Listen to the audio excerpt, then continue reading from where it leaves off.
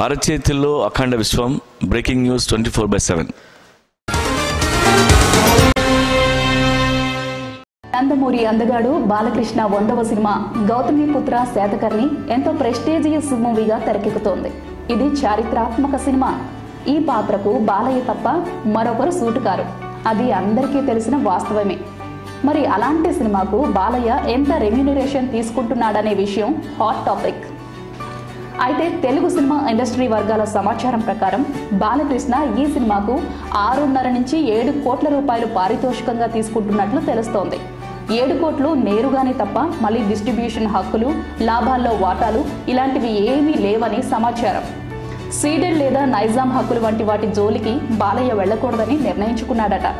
ఆ తలకాయ నొప్పులు తనకు వద్దని నిర్మాతలకు స్పష్టం చేసినట్లు సమాచారం.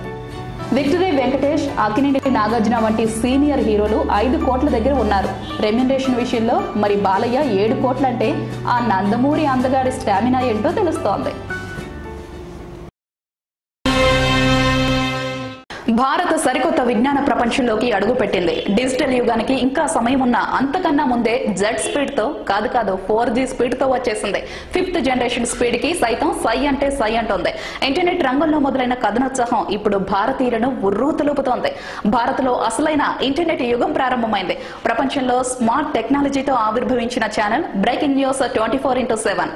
వైఫై యుగంలో మరో వండర్ కు శ్రీకారం చుడుతూ సరికొత్త చరిత్రకు శ్రీకారం చుట్టిన ఈ ఛానల్ ని ప్రధాని Narendra Modi dream project digital ఇండియాకు, డిజిటల్ తెలంగాణకు శ్రీకారం చుట్టిన రాష్ట్ర ఐటీ మంత్రి కేటీఆర్ కి అంకితం ఇస్తున్నారు.